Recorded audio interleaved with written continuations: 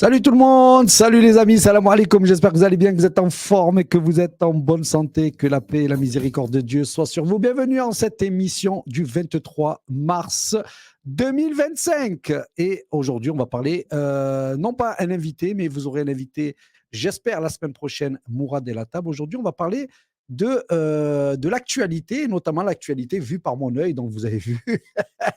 Vous prenez ce que vous avez à prendre, mais on va un peu décrypter ce qui s'est passé, notamment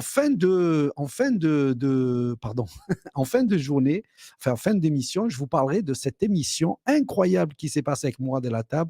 Et vous avez ce monsieur qui a fait des révélations monstres entre le rôle, entre nos institutions complètement corrompues et surtout la franc-maçonnerie dedans.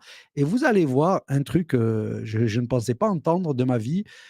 Oui, vous allez avoir un enfant de 8 ans dépecé retrouvé dans une loge maçonnique et tout ça expliqué dans un livre et argumenté sur tous les plateaux possibles. On reviendra tout à l'heure un petit peu vers ce monsieur, mais encore une fois, une émission incroyable pour vous. Alors, je commence par saluer évidemment toute l'équipe de TVADP. Je commence à saluer tout le monde. Eric, j'espère que tu vas bien, Nina et toute la bande. Et je vais saluer évidemment tous ceux qui sont devant leur écran et tous ceux qui sont en train de manger Sahaf Torkoum, parce que vous le savez, on est dans la dernière phase du Ramadan aujourd'hui. C'est les 10 derniers jours. Ce sont des moments très importants et c'est des moments d'adoration, évidemment, que nous essayons de tenir au plus près, puisqu'il est dit que dans un de ces jours, et notamment un des jours impairs, le paradis s'ouvre, une des portes du paradis s'ouvre et tout ce que nous demandons, tout ce que nous souhaitons, une partie d'entre eux pourra être exaucée. Donc, vous avez beaucoup de gens qui sont à l'œuvre. Que Dieu, évidemment, accepte votre jeûne et que Dieu vous permette d'accéder à vos souhaits, à vos vœux, à la santé et à tout ce qui suit. Donc, je vais saluer toute la communauté qui est sur TikTok, puisqu'on est aussi retransmis sur TikTok et sur d'autres plateformes. Et je voudrais dire à tout le monde, bienvenue sur TV ADP. Vous pouvez retrouver d'ailleurs toutes les émissions de TV ADP, puisque tous les jours, il y a une émission. Vous pouvez les retrouver sur la chaîne YouTube, soit sur Eric Montana, soit vous tapez TV ADP sur YouTube et vous allez voir en naviguant, vous allez trouver toutes les vidéos et toutes les émissions, interviews et autres chaque soir. Donc, on vous invite vraiment à rejoindre et à participer avec ce genre d'initiative parce qu'il y a encore des gens qui raisonnent, il y a encore des gens qui cherchent à unifier le plus grand nombre possible, et notamment les musulmans, ce qui n'est pas si évident que ça, puisque on aura vu, en tout cas pour les gens engagés, on aura vu que la question des musulmans, même si vous avez des gens qui vous disent il faut foutre la paix aux musulmans et tout, la question de bosser d'intégrer des gens de confession musulmane, c'est toujours compliqué. Vous pouvez entendre, par exemple, Mélenchon dire il faut foutre la paix aux musulmans, mais par contre, moi qui étais proche, très proche d'eux, croyez-moi, vous ne pouvez pas y aller. Non, non, c'est catastrophique. Et tout un ensemble de gens comme ça. Alors évidemment, il y a toujours des musulmans aussi qui sont dedans, mais c'est toujours relatif. Quand tu as des gens qui ne portent pas le foulard, tu en as même d'autres qui boivent ou autre chose, bon, ben eux, ils ne posent pas trop de problèmes. Ceux qui posent de problèmes, c'est les gens qui sont plutôt dans une pratique et dans une espèce de dimension cohérente entre ce qu'on croit et ce que l'on agit. Hein. Et ça, vous allez voir, c'est très problématique. Et je ne vous parle même pas des autres partis qui sont eux aussi des partis islamophobes, donc il faut le dire. Donc il faut saluer cette initiative et il faut l'appuyer, la dynamiser. Donc vous pouvez nous rejoindre soit sur les réseaux YouTube, soit sur les réseaux que je mets à disposition. En tout cas, bienvenue à vous et comme d'habitude, on va décrypter un petit peu cette matrix. Et la matrix, eh ben, c'est le problème. Hein. Le problème, c'est toujours cette matrix qu'il faut décrypter, mais dont tout le monde la voit, mais la voit pas pareil. D'accord. Et on va commencer par le niveau, j'allais dire, technologique de la matrice. Ces petites filles n'ont pas de tic nerveux dans les doigts, ce sont des as du calcul mental. En quelques secondes, sans l'aide de quoi que ce soit, elles additionnent et soustraient à une vitesse faramineuse. Leur secret, l'abacus, ce drôle de boulier originaire de Chine. L'apprentissage se fait en 2 étapes. D'abord, les enfants apprennent à calculer avec l'abacus, puis ils l'imaginent grâce à leurs petits doigts, et là, font tout de tête. Ça permet de développer l'intelligence des enfants Ça permet de développer intensité. Et en plus, les enfants qui apprennent cette méthode, après, ils calculent bien maths en école. On y va. Ça lui a permis effectivement de prendre confiance en elle et elle aime bien Incroyable. dans ce cours. Quand tu les vois, tu te dis qu'est-ce qu'ils ont? Ils sont, tu sais, ils sont handicapés moteurs, qu'est-ce qui se passe? Ils font des trucs comme ça. En vérité, c'est des petits génies, c'est-à-dire qu'ils calculent à une vitesse incroyable. Et c'est là où tu te dis, mais c'est pas possible. Pourquoi en France, il n'y a pas assez de cerveau pour mettre en place des programmes, quelque chose qui tient la route? Moi, je suis toujours effaré. Je suis toujours effaré, mais comment on a pu descendre aussi bas en France? C'est incroyable. Et de l'autre côté, et ça, c'est même pas en Chine, parce qu'en Chine, c'est encore pire. En Chine, ils ont inventé tout ça. C'est incroyable. Moi, je vois qui les emporte. Je pense 8. Ces petites filles Incroyable. Et tout ça en ayant l'habitude d'avoir un espèce de l'abacus, un espèce de machin. J'ai rien compris, je sais même pas comment ça fonctionne, mais ce que je sais, c'est que tu les vois, tac, tac, tac, tac, elles te font des additions, soustractions, elles te font tout en quelques secondes. Et là, tu te dis, putain, incroyable, mais non, mais c'est pas chez nous. C'est pas chez nous. Enfin, c'est pas en France, je parle même pas de chez moi, chez vous, c'est pas chez vous, c'est pas en France. Je sais pas. Alors en France, évidemment, je pourrais faire une émission spéciale sur l'éducation, mais vous savez, je veux dire, ça vaut même plus le coup parce que l'éducation en France, c'est 27e dans le classement PISA. Le classement PISA, c'est le classement qu'ils font pour dire quels sont les bons établissements. Bon, quand tu es 27e et que tu es la France, bah, c'est que tu es nul. Voilà, il faut dire ça. Et bizarrement, on a encore des fonctionnaires, on a encore. C'est ça, alors ça, c'est encore plus fou. C'est-à-dire que c'est même pas. Ok, il manque des moyens, comme toujours, mais c'est surtout c'est que tu as l'impression qu'il y a quelque chose. C'est comme si la miséricorde de Dieu, elle avait quitté la France. Tout ce que la France fait est voué à l'échec. Et d'ailleurs, vous allez le voir, c'est assez impressionnant puisque les deux caractéristiques de la France en ce moment, qui sont Darmanin et Rotaglio, enfin, je veux dire, à eux tout seuls, ils démontrent à quel point, non, mais ils ont vraiment pété les plombs. Mais bon, en tout cas, ça existe. D'ailleurs, il y a plus de choses qui existent dans le monde. Là, vous avez maintenant les voitures qui se garent tout seuls. Bon, vous le saviez?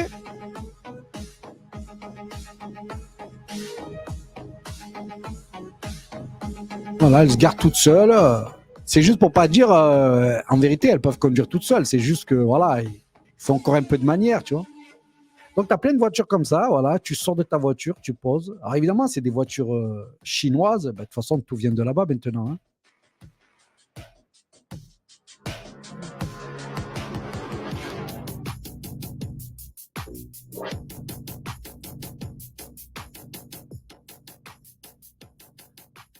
Mais bon, c'est quand même assez stupéfiant parce que d'un côté, ils sont capables de faire des prouesses en faisant marcher des machines, des je ne sais quoi et tout. Et de l'autre côté, on n'arrive même plus à apprendre à lire et à écrire aux gosses. Là, tu te dis, non, c'est obligé qu'il y a quelque chose qui déraille. D'ailleurs, on attend l'intelligence artificielle pour apprendre à lire et à écrire aux élèves. Parce que vous savez que ça, c'est demain, il n'y aura plus de profs qui vont apprendre. D'ailleurs, il n'y aura même plus d'école, peut-être. De chez toi, tu pourras être à l'école, il y aura des classes, tu auras un prof, ça existe déjà d'ailleurs dans certains pays et ils nous disent même que ça fonctionne très bien. Donc ça, quand tu te dis que maintenant, ils ont abaissé tellement le niveau pour être prof, c'est comme pour le niveau pour être policier, que presque tu vas te dire, vous savez quoi, mettez des robots, c'est encore mieux. Ouais, c'est vrai, c'est vrai. Au moins, ils auront un algorithme. En tout cas, pour ceux qui veulent aller évidemment plus loin, il faut comprendre que tout ça, ça a été organisé et préparé depuis très longtemps, ce qu'ils appellent la fabrique des crétins. Donc la fabrique des crétins, c'est une réunion, qui a été faite dans les années 90, pardon. Et donc elle est expliquée par des profs et par notamment Monsieur Brughelli, si je ne me trompe pas, oui, Monsieur Brughelli, qui a été enseignant, prof, directeur d'école, etc., et qui explique la fabrique des cancres, d'accord, des crétins. Et en fait, tout ça, c'était voulu. C'est-à-dire, en gros, il y a 10-15% de la société, donc l'élite, qui a accès à des superbes écoles, et tout le reste, en fait, il faut qu'ils aient le niveau de croire qu'ils sont intelligents, mais d'être tellement bêtes qu'en fait, tu en fais ce que tu veux. Et ça, c'est ce qui expliquerait en fait pourquoi on a des niveaux qui baissent comme ça. C'est pas parce que en France, on sait plus réfléchir ou et cetera. Non, c'est parce qu'on a une volonté d'amener, la population française à un seuil de compréhension qui soit l'ordre de la marchandise, en gros, hein. Vous êtes comme des marchandises, vous êtes comme un produit.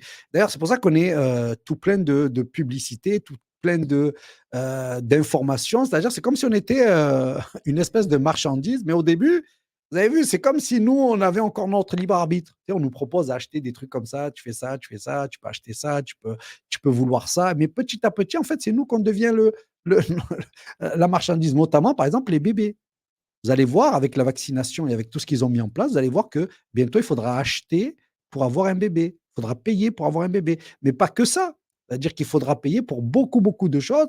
Et vous verrez dans le dernier volet de cette émission, vous verrez quand Atali expliquera c'est justement les trois styles de personnages qu'il y aura. Parce que, évidemment, quand il disait les robots vont remplacer tout le monde, moi je disais, mais c'est pas possible. Tu peux pas remplacer un serveur, tu peux pas remplacer un pompier, bah, tu rigoles. Les pompiers, tu peux le remplacer, le serveur, tu peux le remplacer. En fait, tu peux remplacer tout le monde. Et ça, c'est quelque chose qui fait flipper parce que toi, tu es là, tu as fait des années, tu as fait tout pour atteindre quelque chose. Et en fait, ils arrivent, ils te disent, mais en fait, tu sers à rien. Comment ça, tu sers à rien? Ben ouais, ils sont en train de nous dire, en gros, on ne sert à rien. Pourquoi? Parce que tout ce qu'on a mis longtemps pour essayer d'avoir, d'acquérir, toutes les connaissances, les acquisitions, les robots, elles les ont en 2 téléchargements. Donc, tu as des pompiers, mais tu n'as pas que ça. Je t'ai dit, à Singapour, ils ont fait une émission, il n'y a que des robots. Les robots au restaurant, les robots qui te lavent la voiture, les robots qui te font la police. Eux, ils partent du principe qu'ils ont 65 ou 70% de la population qui est vieillissante et en fait qui est à la retraite. Donc, c'est les robots qui maintiennent le niveau de vie de tout le monde. Et là, franchement, dans ce truc-là, tu te dis, c'est génial. Il n'y a que des personnes âgées, ils n'ont pas de jeunes ou très peu de jeunes. Donc, tout le monde travaille, il y a le plein emploi. Et en plus, les robots, ils viennent bon, tu te dis, à la rigueur. Mais nous, de partout, là, ils vont devenir quoi tous ces gens? Et c'est là où tu te dis, en fait, ils sont trop forts. Ils ont calculé la mortalité des gens à venir sur les 10 ans à venir. Ils ont calculé la dépopulation. C'est pour ça que tu vois des robots qui arrivent partout, parce qu'ils ont très bien compris qu'il faudra les robots. Parce qu'il n'y aura plus autant de gens, il n'y aura plus autant de choses. Et là, tu vois, effectivement, ils font des choses assez incroyables. Et il faut se rendre compte, c'est génial ce qu'ils font. D'ailleurs, regardez leur dernier prototype, Atlas. Tout a commencé avec une simple démonstration. Boston Dynamics vient de révéler la dernière version d'Atlas. Mais ce n'est plus un robot, c'est une créature. Regarde ses mouvements, trop rapides, trop précis, trop humains.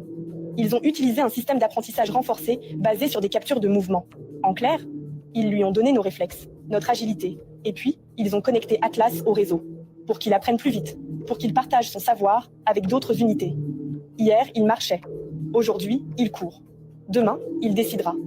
Ce n'est plus de la science-fiction. Les machines évoluent à une vitesse incontrôlable. Ce qui était un simple test en laboratoire devient une menace. Ils sont autonomes. Ils sont connectés. Et là, vous avez le père de l'IA qui parle, donc je vais pas vous le remettre parce que je l'ai déjà mis la semaine dernière, le père d'IA qui dit il est terrifié. D'ailleurs, ils sont tous terrifiés. Je rappelle à ceux qui se posent la question de les réseaux sociaux, tout ça, c'est une bonne invention pour lutter ou pour je ne sais quoi. En fait, dans la réalité de la réalité, c'est pas tellement vrai. Pourquoi? Parce que tous les inventeurs, et je vais vous en montrer une petite vidéo, tous les inventeurs du web, tous ceux qui ont créé les réseaux sociaux et tout ça, ils interdisent à leurs gosses de pouvoir les utiliser. C'est-à-dire que tous leurs gosses, leurs petits-enfants, tout ce qui est de ça, n'ont pas le droit de jouer à ces jeux-là. Pourquoi? Parce qu'ils disent en fait que ça détruit à la fois le cerveau, mais ça détruit aussi tout ce qui est les tissus, ils appellent ça les tissus sociaux, exactement. Là, je vais te montrer, c'est quand même assez affolant. Les machines évoluent à une vitesse incontrôlable. Ce qui était un simple test en laboratoire devient une menace. Les réseaux sociaux se multiplient et lorsqu'elles viennent de ceux qui les ont créés, elles prennent une autre dimension. Ce mois, dans Vanity Fair, c'est l'un des inventeurs du web, Tim Berners-Lee, qui a lâché la bombe. Voici ce qu'il dit. Le web a desservi l'humanité au lieu de la servir et a échoué sur de nombreux points. Et il n'est de loin pas le seul à le penser, jusque dans la Silicon Valley elle-même. Martina Shiba. It's alive! It's alive! It's alive! Vous vous souvenez de Frankenstein, avec la créature qui échappe à son créateur et qui fait si peur? Eh bien, à la Silicon Valley, c'est un peu pareil. Les créateurs des réseaux sociaux ne likent plus ce qu'ils ont eux-mêmes fabriqué. Tim Cook, patron d'Apple, dans le journal The Guardian en janvier. Je ne veux pas que mon neveu utilise les réseaux sociaux. Jaron Lanier, pionnier de la réalité virtuelle et qui vient de publier 10 arguments pour quitter les réseaux sociaux tout de suite. Je ne peux plus appeler ça des réseaux sociaux. Je les appelle des empires de modification du comportement. Désormais, on assume ouvertement d'avoir manipulé les cerveaux. Tristan Harris, ancien ingénieur de Google. Dans les années 70, quand vous parliez au téléphone, il n'y avait pas des centaines d'ingénieurs de l'autre côté de l'écran qui savaient parfaitement comment fonctionne votre psychologie. Sean Parker, cofondateur de Napster et qui possède des parts de Facebook. Notre réflexion était comment capturer un maximum de votre temps et de votre attention. Pour ça, nous devions vous fournir des pics de dopamine. Par exemple, on a créé des likes sur vos posts pour vous pousser à continuer. Autre exemple, l'autoplay, les vidéos qui partent sans que l'on ait besoin de cliquer. Le but est de provoquer une addiction. Chamath Palihapitiya, ancien vice-président de Facebook. Nous avons créé une machine qui déchire le tissu social. En fabriquant des outils qui sécrètent de la dopamine à répétition et du plaisir immédiat, nous avons détruit le fonctionnement de la société. Signe révélateur, les papes du numérique mettent tous leurs enfants dans cette école Waldorf. Pédagogie, 0 écran, 0 ordinateur, 0 robot. Plusieurs d'entre eux ont d'ailleurs créé un centre de technologie humaine. Objectif, reprendre le contrôle d'une société prise en otage par la technologie. L'affaire de chacun. Ce que je peux contrôler, c'est ma décision de ne pas utiliser cette merde et de ne pas laisser mes enfants utiliser cette merde. Bonsoir Martina Shiba. Bonsoir. Quand on entend ces propos... Ça fait flipper ou pas? Nous avons créé des outils qui déchirent le tissu social. Ils ont raison. Et là, c'était dans les années 2010-2015. 10 ans après, qu'est-ce qu'ils diraient, tous ces gens-là? D'ailleurs, on ne les voit plus. Parce que les nouveaux qui arrivent, maintenant, ils sont tellement dans l'IA. Mais la dopamine, les likes, les vidéos qui partent tout seuls, etc., c'est exactement ça. C'est pour ça que je disais souvent, l'IA, il faudra que les gens comprennent, en fait, qu'avant l'IA, le projet des réseaux sociaux, comme le projet d'Internet, a été un projet dont ils savaient qu'est-ce que ça allait avoir comme point fort pour nous et comme point faible. Et ils savaient qu'un des points forts pour eux, donc point faible pour nous, c'est que ça allait détruire notre façon de raisonner et surtout notre façon de nous allier, de nous voir et de construire encore des résistances. C'est-à-dire qu'il n'y a plus que des résistants du net. Pourquoi? Parce qu'une fois qu'ils auront coupé l'électricité, il n'y aura plus rien. D'ailleurs, c'est un peu le cas. C'est-à-dire que tu avais des mecs sur Internet ou des nanas sur Internet qui étaient des résistants. Ils sont passés où? Pendant le mouvement des Gilets jaunes, il y en avait plein. Ils sont où? Dès que numériquement, on veut te éteindre, on t'éteint. Dès que numériquement, on veut plus que tu avances plus. Alors que dans la vraie vie, ben non, il fallait les arrêter, il fallait les mettre en prison. Mais en tout cas, si tu les mettais pas en prison, ils étaient toujours là et tout. Et c'est ça, c'est la force de ce système-là. C'est qu'il fait de vous et de moi des gens dont on croit qu'on est super intelligents et super résistants. On sert à que dalle. C'est cruel, je sais. On sert à que dalle. Mais dans le que dalle, on a une petite fonction. C'est-à-dire que dans le que dalle, il y a encore des gens qui sont plus que dalle que dalle. Donc eux, ben oui, c'est toujours bien. Au moins, avec nos émissions et tout, au moins, ils essaient de se mettre un peu à jour sur ce qui est en train d'arriver. Mais sinon, dans le domaine de la lutte, tu gagneras jamais une révolution sur les réseaux sociaux. Je te le dis maintenant. C'est clair, net et précis. Parce que si c'était le cas, il y a longtemps qu'on serait tous sortis dehors et qu'on aurait déjà changé tout le système. Puisqu'on a déjà accès à toutes ces données. On a accès à tout ça. Mais ce qu'on ne savait pas, c'est qu'ils ont bousillé notre cerveau et notamment notre neurochimie. Et du coup, maintenant, on n'a plus la volonté, par exemple. Eh ben, quand tu additionnes la nourriture, le fluor, les ondes et leurs réseaux sociaux, ben à la fin, tu es un résistant, mais de canapé. Comme toi, moi, etc. Bon, moi, c'est récent, depuis qu'ils m'ont viré. Sinon, j'étais actif encore. Mais t'imagines pour tous ces gens qui s'indignent, mais qui n'ont jamais été dans des manifs, jamais dans des mouvements, qui. Ah, t'imagines un peu la tristesse. En tout cas, voilà à quoi c'est fait ces réseaux sociaux. C'est fait pour vous faire croire que vous êtes des Che Guevara. En vérité, voilà, vous êtes des pamplemousses. Vous êtes plein de jus pour rien. Vous êtes amers. On est amers. Et ça, évidemment, c'est une programmation qu'ils ont mis en place depuis longtemps. Et c'est pour ça que connaître tout ça, c'est aussi bien. Hein. Connaître l'ordre de Malte, c'est très important. Parce que derrière l'ordre de Malte, tu vas voir que va arriver les Templiers. Derrière les Templiers, tu vas avoir le prieuré de Sion. Derrière le prieuré de Sion, tu vas avoir les Jésuites. Et derrière les Jésuites, tu vas avoir la franc-maçonnerie. Et en fait, quand tu vas regarder tout ça, c'est l'évolution que eux ont eue pour continuer à dominer le monde. Et nous, on revient de loin. Ingénierie sociale depuis les années 70, qu'est-ce que tu veux qu'on fasse? On essaie de se débrouiller, de se dépatouiller avec tout ça, mais c'est pas évident. Vu le nombre de débiles que tu as, tu n'as même pas le temps d'organiser des mouvements parce que dès que tu dis quelque chose d'intéressant, tu as 20 mecs qui font des lives sur toi pour dire que des saloperies sur toi. Tu es un franc-maçon, tu es un pédo, tu es là, tu essayes de mettre de la bonne volonté pour que les gens. Et il suffit que tu as des crétins en anonyme, qui peuvent être des robots d'ailleurs, de Sion. Ils écrivent des conneries sur toi et tu as tout un tas de gens, il leur en faut pas plus. 1 minute d'une vidéo, ça balaye des années d'engagement, de témoignages, de prise de position, mais ils n'ont même pas le truc d'aller chercher. C'est ça le truc. Tu veux lutter contre le nouvel ordre mondial, tu n'es même pas capable d'aller chercher déjà une information pour voir jusqu'à quel point elle est crédible ou pas crédible. Forcément, ça fait de nous des êtres un peu attardés, tu vois. Et ils savent très bien qu'on est attardés puisque les réseaux sociaux ont été faits pour ça. Donc nous, on essaye, hein, à travers TVADP et d'autres, on essaye un peu de faire ce boulot, mais c'est pas évident. Donc dans les technologies, vous avez bien vu, on est bien mort. Alors allons un peu plus loin. Allons au niveau international. Alors on va voir, qu'est-ce qui s'est passé au niveau international? Déjà, un truc de fou. En quelques années, depuis le Covid, tous les repères que nous avions n'existent plus. Vous vous rappelez, ils ont créé la CPI, ils ont fait passer Saddam Hussein, ils nous ont parlé d'une certaine morale internationale. On ne peut pas tuer des gens, les gars, c'est pas possible. Pourtant, c'est ce qui se passe tous les jours. Israël envoie des bombes quand elle veut, elle tue tout le monde et ça n'a aucun impact, aucun effet, rien. Alors évidemment, dans la profondeur, peut-être qu'il y a des effets, peut-être qu'il y a beaucoup de gens qui sont choqués, mais dans la réalité de la réalité, ça n'a aucun impact. C'est incroyable. Comment se fait-il que ce monde soit devenu comme ça? Je ne sais pas. En tout cas, on va voir tout ça. On va commencer d'abord par les États-Unis, les amis. Donald Trump signe un décret explosif. 80 pages de documents classifiés sur l'assassinat de John Fitzgerald Kennedy sont enfin déclassifiés. Et là, coup de tonnerre. Les documents révèlent des noms bien connus des initiés. James Jesus Agleton, maître du contre-espionnage de la CIA.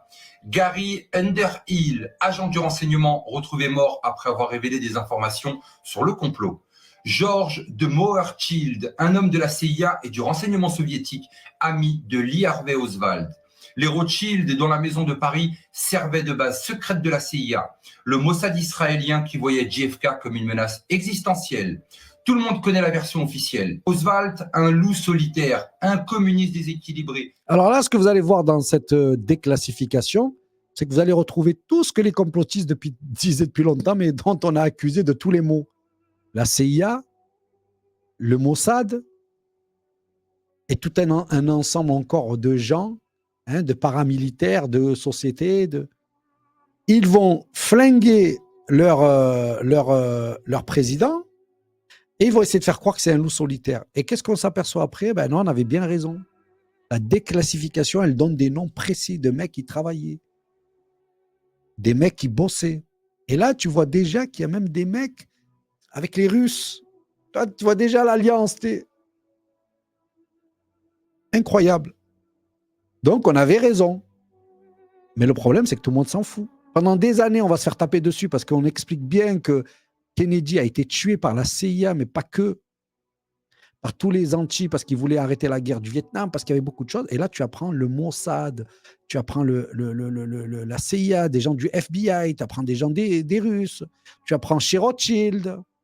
Et tout ça, ils ont organisé ça.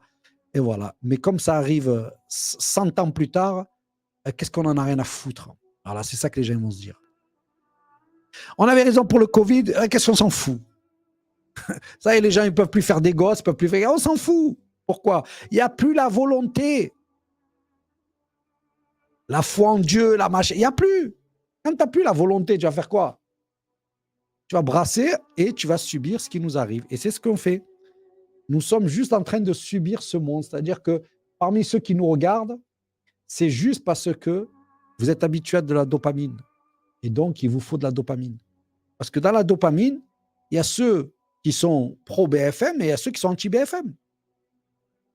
La dopamine, c'est te donner une espèce de plaisir ou une espèce de bien-être. Voilà, quand tu sens que tu es dans la résistance, tu es bien. Ton cerveau, il est bien. Je fais partie des autres. Mais il n'y aura aucune émission où à la fin, tu as 1 million de gens qui vont se lever d'un coup. Pourtant, on dit des dingueries. Hein. Je veux dire, entre ce que révèle Eric Montana et d'autres toute la semaine, tu as de quoi te lever 100 000 fois. Mais tu ne te lèveras pas. Pourquoi? Parce que pour se lever, il faut qu'on ait encore nos capacités. Mais si je te dis que 50% de la testostérone des hommes a été annihilée durant ces 10 dernières années. Les hommes sont devenus des femmes parce qu'on les a castrés chimiquement. Sauf qu'on n'est pas venu leur castrer, hop. On leur a fait simplement manger tout un tas de dérèglements hormonaux dans la bouffe. Même les poissons, ils deviennent des femelles. Même les alligators, ils ont tous des micro-pénis, ils ont tous des problèmes d'impuissance, ils ont tous... Ben oui. Donc c'est ça le problème, on n'est plus des bonhommes, on n'est plus des bonnes femmes, et on doit réagir en bonhomme et bonne femme. C'est compliqué. En tout cas, Kennedy, il a bien été tué par ceux dont on le disait depuis longtemps, et maintenant on le sait. Voilà. Et au final, ben, tout le monde s'en fout. C'est ça qui est ouf. Et donc, si je vous parle d'Israël, je me demande même si ça sert encore à quelque chose d'en parler. Mais on va en parler. Google rachète donc une firme israélienne, Wiz, pour 32 milliards de dollars. Il y a 5 ans, elle valait 1 milliard. Mais là où c'est intéressant, c'est quoi? Déjà, Google qui collecte toutes tes informations. Mais en plus de ça, tout ce qui va avoir attrait à la sécurité du cloud va passer par les Israéliens. Mais tu te rends compte de tous les lanceurs d'alerte, de tous les gens qui seront contre le système, qui utilisent le cloud, et dont ces gens-là ont accès, et dont ces gens-là peuvent faire ce qu'ils veulent. Comment tu vas t'en sortir? C'est révolutionnaire ce qu'ils vont faire. D'ailleurs, ils l'ont acheté pour 32 milliards et ils parlent même d'un casse, eux. Donc évidemment, ils vont avoir des rentrées d'argent incroyables en termes, parce qu'il y a 1800 sociétés qui bossent là-dedans. Donc là, Israël, plus fort que jamais, quoi. Des milliards, ils vont faire rentrer rien qu'un impôt. Tu te dis, putain, on ne va pas s'en sortir. Oh. Ils massacrent tout le monde, on leur dit rien. Pendant le Covid, ils nous ont fait des trucs de chelou, on leur dit rien. Ils respectent aucune règle, aucune loi, mais vraiment. Et c'est là, moi je pense, que toutes ces dimensions, elles sont, là où Dieu est important, c'est que dans l'eschatologie, chez les chrétiens comme chez les musulmans, il y a cette idée qu'ils vont arriver à un summum pour s'effondrer. Tu vois? Donc, il ne faut pas perdre la foi. Incroyable. Ils ont le tout sur ce monde-là. Ils ont le droit de vie ou de mort, carrément, hein, sur nous. Hein. Mais ils n'ont pas l'au-delà. Et ils n'ont pas la création. Et quelque part, si toi, tu es soumis au Créateur et à celui qui gère l'au-delà, ben, quelque part, peut-être tu n'es pas le perdant. Parce que eux, ça sera l'enfer direct. L'éternité dans l'enfer. Alors je sais, il y en a beaucoup, peut-être ils n'y croient pas. Mais pour ceux qui y croient, comme moi et d'autres, nous, dans les monothéistes, c'est quelque chose qui a du poids. Tu vois? Donc là, ils viennent de racheter les données de sécurité du cloud et c'est incroyable. Ça veut dire que tout ce que vous allez télécharger, tout ce que vous allez échanger, etc., tout ça, ça passera par leur main, mais c'était déjà le cas.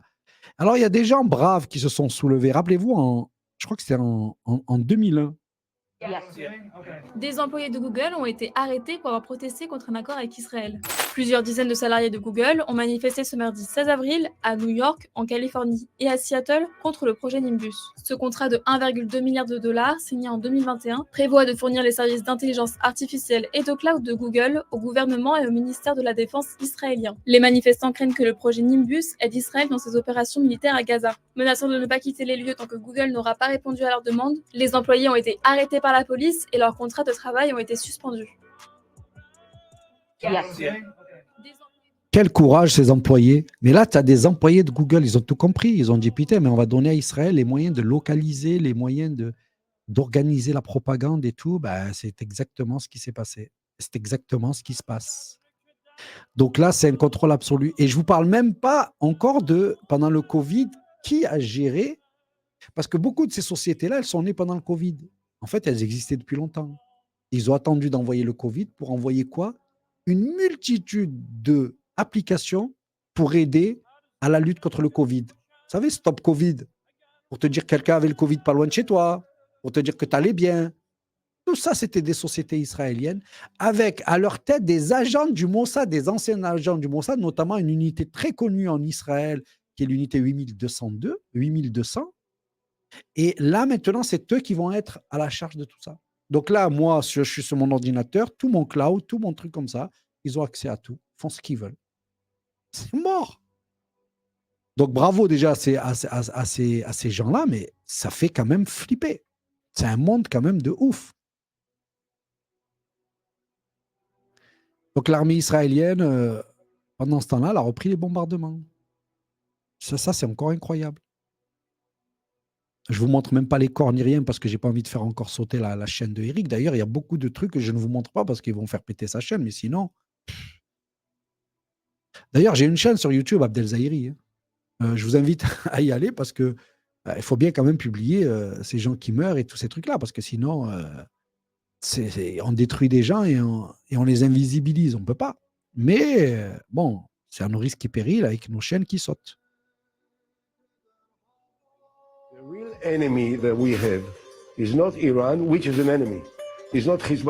Alors l'ancien Premier ministre, Ehud Olmert, il disait, le véritable ennemi, ce n'est pas le Hamas. Le Hamas est un ennemi. L'Iran est un ennemi. Il dit, c'est le messianisme. Le messianisme, cette idée qu'il faut déplacer les Palestiniens et prendre leurs terres. Donc ça, c'est Ehud Olmert qui dit ça sur CNN. Il dit en véritable, les véritables ennemis d'Israël, c'est les messianiques. C'est les talmudiques. C'est ce qu'on expliquait dans cette première version de dire on veut un État hébreu. On n'a pas de terre. Là, c'est comme si, je ne sais pas moi, des civilisations de l'époque reviennent et disent rendez-nous nos terres. Ça ne devient pas l'idée. Comment ça, rendez-nous nos terres? L'Alsace et la Lorraine, on la redonne aux Allemands. Et puis là-bas, on reprend ces territoires, parce qu'avant, on y était. C'est n'importe quoi, ça. Eh bien, c'est leur terre, soi-disant. Bon, ok, les archéologues disent non, les historiens disent non. Oui, il y a eu le peuple de Canaan. Ouais, les Cananéens, oui, en 70 ans, ils sont restés là-bas, oui, bon. 3000 ans, qu'est-ce que tu me sors, 3000 ans, toi? Donc, c'est fou furieux. Ils arrivent à faire croire à des tas de juifs, d'abord qui sont juifs, alors que c'était des royaumes de Khazars, c'est des convertis juifs. Donc, ce n'est pas véritablement des juifs, parce que les juifs, ça se transmet par la maman. Et leur faire croire que c'est des juifs parce qu'ils sont dans le judaïsme, alors qu'ils n'ont rien à voir avec le judaïsme. Tu ne tueras point. Ah ouais, on a vu ça. Tu ne reconstruiras pas un État avant l'arrivée du Messie. Ils ont déjà leur État, leur police et tout ça. Donc, ils ne respectent rien de ce que dit la Torah. Mais ils arrivent à faire croire ça. Et là, bah alors, comme du com, c'est en plus, ils viennent te dire ce que tu peux faire ou ne peux pas faire au niveau international. C'est-à-dire qui tu dois condamner, qui tu ne dois pas condamner. Bon, il le disait, même Ehud Olmert le disait, c'était dans leur billet. Bon, ben, c'est l'impunité totale. Donc, 400 morts il y a 3 jours. Avant ça, il y avait 300 morts. Hier, il y en avait 27. Donc, c'est reparti. Il n'y a plus de trêve, il n'y a plus rien. Notamment, parce qu'à l'intérieur de la société israélienne, tu as tout un tas de manifestations. Tu as tout un tas de gens qui sont en train de de manifester, etc. Comme je te les montre là. Ah non, c'est pas eux, pardon. Je te montrerai tout à l'heure, tu as tout un tas de militaires et tout qui sont en train de manifester, qui veulent sa démission, qui veulent même qu'il aille en prison. Mais là, ce qui était étonnant, c'est que vous avez même, à l'intérieur même en Palestine, et en Palestine occupée, ils vont interdire à des prêtres de parler de Jésus. Écoute, le projet de loi de la Knesset. Des juifs sionistes ont déposé une proposition de loi visant à condamner à 2 ans de prison tout chrétien qui mentionnerait le nom de Jésus. Alors déjà, cette information, on ne l'a pas vue ni sur BFM, ni sur CNews. C'est normal, c'est ce qui se passe en Israël. Israël, démocratie, liberté de culte, etc. Rien du tout. Ensuite, les chrétiens de France, on ne les a pas vus s'offusquer d'une telle... Mais est-ce qu'ils sont réellement chrétiens? Est-ce que réellement, ils ont l'amour de Jésus en eux, tu vois, pour pouvoir dénoncer ce genre de fait? Non. Eux, ils préfèrent s'attaquer aux musulmans qui, eux, reconnaissent Jésus comme étant un prophète, alors que les juifs reconnaissent absolument pas Jésus, puisqu'ils l'attendent, ils l'ont tué, et reconnaissent la mère de Jésus, donc Marie, Maryam, comme étant Hachek, une prostituée. Mais ça c'est étonnant parce qu'ils déposent une loi comme ça. Comment, en terre sainte, comme ça, tu peux mettre une loi que tous ceux qui parlent de Jésus, tu leur donnes 2 ans? Mais ils ont pété les plombs. C'est Dieu absolu. Ils se prennent pour Dieu, vraiment. Donc moi, j'aimerais pas être à leur place. Hein. J'aimerais pas du tout avoir leur pouvoir, leur argent, ni rien. Oi, oi, oi, oi. Qu'est-ce qui va leur arriver, eux? Donc il faut être patient. Il faut aussi voir dans tous ces événements. Moi, je l'interprète en tout cas comme ça. Ça, c'est une interprétation vraiment propre. Moi, je vois dans tous ces événements aussi la nécessité de rappeler à tout un tas de gens que s'ils veulent tellement t'éloigner de Dieu, c'est que vraiment Dieu existe. S'ils veulent vraiment t'éloigner des concepts de Dieu, c'est que les concepts de Dieu étaient réels. Et pour moi, c'est ça le cœur de tout ça. N'importe quel mec qui veut réfléchir, il dit il faut aller à l'encontre de ce que ces gens veulent. Et qu'est-ce qu'ils veulent le plus possible au monde? C'est qu'il n'y ait plus de religion chrétienne et musulmane qui viennent rappeler ce qui est le véritable message de Dieu, puisque eux, ils ont déjà bousillé en grande partie le message qui était dans la Torah, etc. Et ils sont plus crédibles. Ils représentent les Juifs du monde. Et qu'est-ce que font les Juifs du monde? Eh ben, ils tuent des gens et les autres, ils les soutiennent. Et évidemment, tu as des Juifs qui sont contre eux, tu as des Juifs qui sont contre tout ça, tu as des Juifs qui voient tout ça, mais ça reste minoritaire. Ça reste minoritaire. Israël est un État, c'est l'État par excellence qui représente le Talmud et qui représente cette idéologie-là. Donc, ils sont capables de faire tout ça. Et vous verrez, quand on approfondira encore le sujet, dans les attentats, vous allez les retrouver, notamment aux États-Unis, avérés. Des journalistes ont enquêté, on les retrouve. Dans le Covid, vous les retrouvez.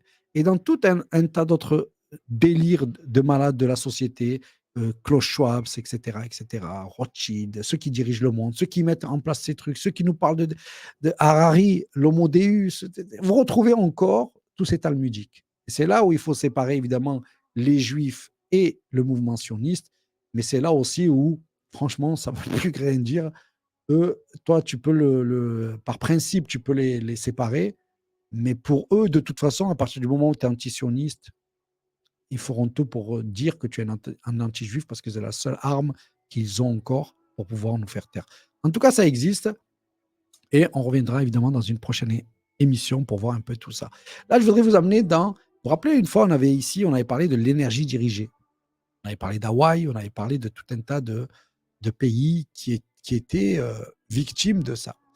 Et bien là, vous allez voir une énergie dirigée qui a été utilisée en Europe. Et je vous laisse deviner où. Ils reconnaissent la mère de Jésus.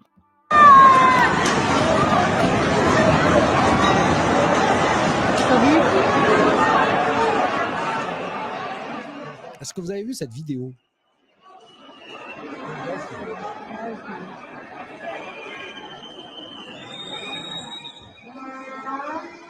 Est-ce que vous savez où nous sommes? Exactement. Incroyable. Donc, vous savez qu'il y a un grand mouvement en Serbie en ce moment de lutte contre la corruption. Vous avez des millions de gens dans la rue, etc. Ils ont lancé, vous savez pourquoi tout le monde s'en va d'un coup, à votre avis? Pourquoi tout le monde s'écarte? Parce que là, on ne voit rien. Il n'y a pas de lacrymogène. Il n'y a pas de balles. Ils leur ont fait une attaque au son. Une attaque au son. Les gens ont vu leurs oreilles qu'elle allaient péter. Là, ils sont en train de tester les armes que vous aurez demain en France et partout en Europe. Et ils diront, comme ça, on n'arrache plus des yeux, on n'arrachera plus des mains, ça sera super. Vous avez vu comment ils s'écartent, comment les gens s'écartent d'un coup? Ils n'ont même pas lâché le truc de la chaleur. Hein. Ce n'est pas les micro-ondes. Hein. Les micro-ondes, tu as un sentiment de brûlure là. C'est que le son. Le son, c'est incroyable. Tu fais péter le cerveau de quelqu'un. Une attaque sonore. Ça y est, ça arrive. En Europe.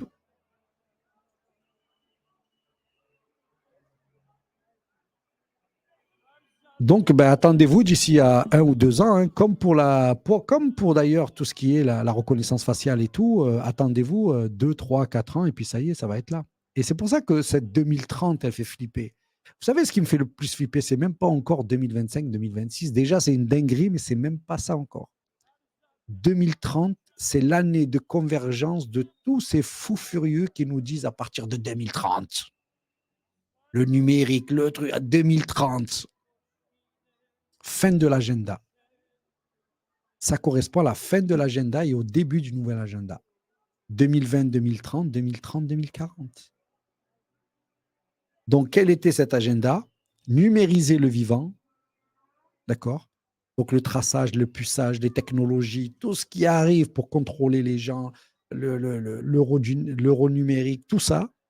Et puis, en 2030, encore une folie qui arrive derrière. Et cette folie, évidemment, ça sera toujours autour de la manipulation des génomes où ils pourront aller plus loin, mais aussi les bébés, les fœtus. Parce que là, vous verrez, d'ici 2030, combien encore de taux de natalité on va devoir voir à la baisse. Combien de drames encore sur tout ce qui est vraiment l'incarnation de l'homme et de la femme qui vont encore disparaître. Combien de valeurs, Incroyable. C'est ce qu'ils ont fait et c'est ce qu'ils font. Alors, on va aller du côté de la France. L'armée s'effrite, la police adhère, la justice aveugle, l'école en souffrance. Et la médecine compte ses absences. Les rues résonnent de coups et de lames. Des collégiens tombent sous les armes. Dans le métro, le regard en biais.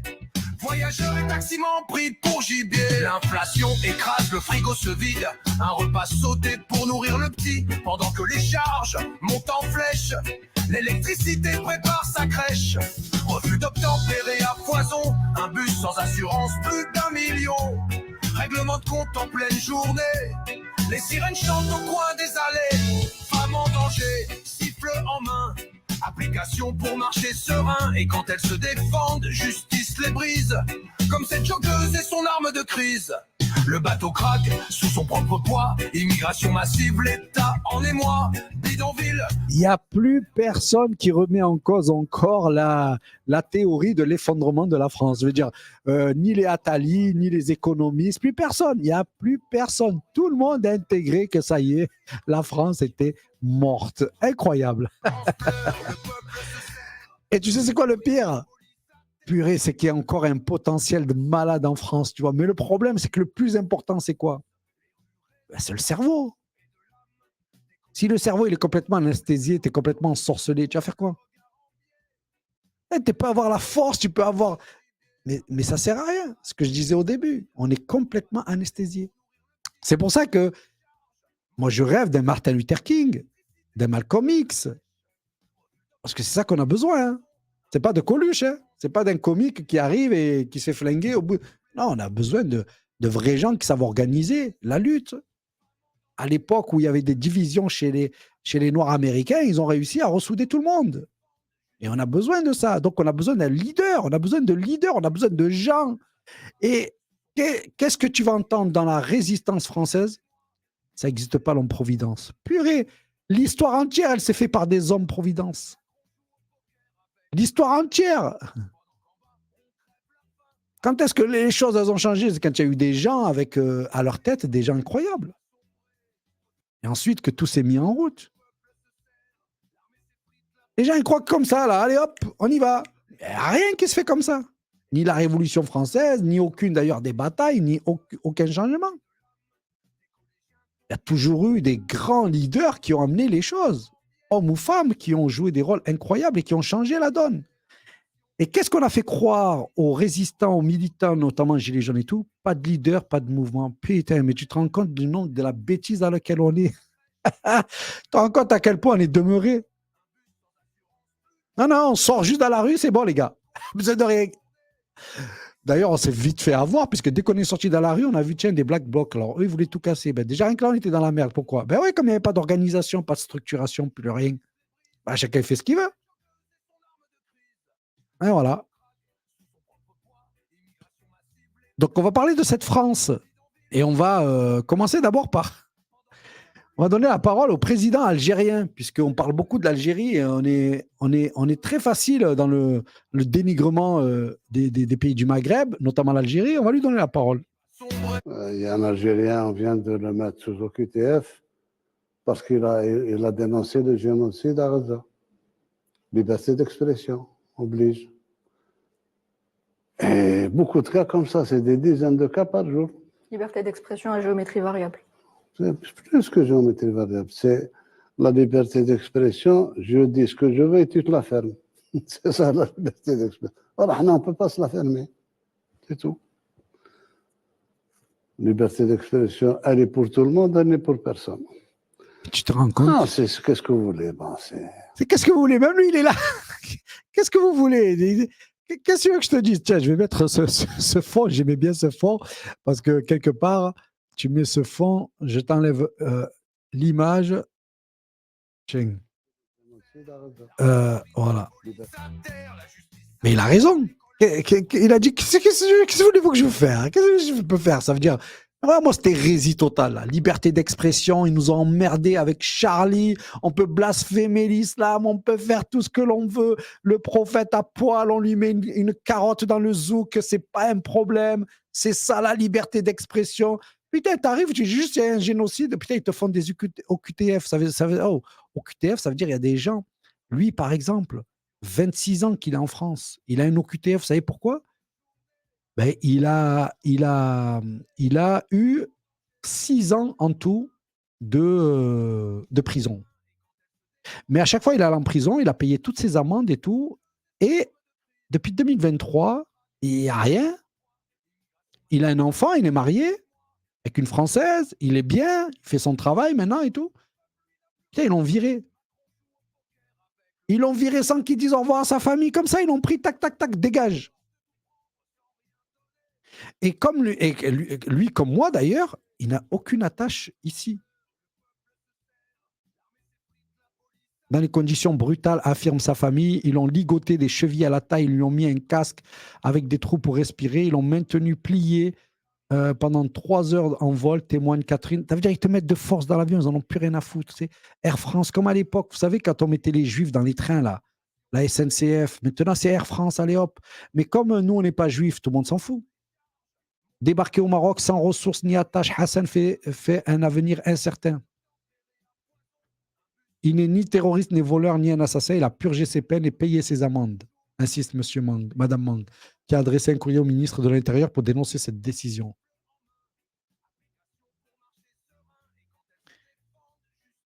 Et attendez, vous allez voir. Ils vont, quelque part, pour toutes les personnes comme moi, c'est un mal pour un bien. C'est triste, on aimait là où on était des militants, mais quelque part, on aurait fini dans les geôles françaises et c'est pas agréable non plus. Enfermé dans une cellule avec tout un tas de gens dont tu n'as rien à faire avec eux, c'est pas une vie non plus. Donc, des fois, il vaut mieux être libre et peut-être au début, ça va être la galère et tout ce que tu veux, plutôt que vivre ça. Moi, j'ai déjà vécu l'enfermement pendant le mois des Gilets jaunes.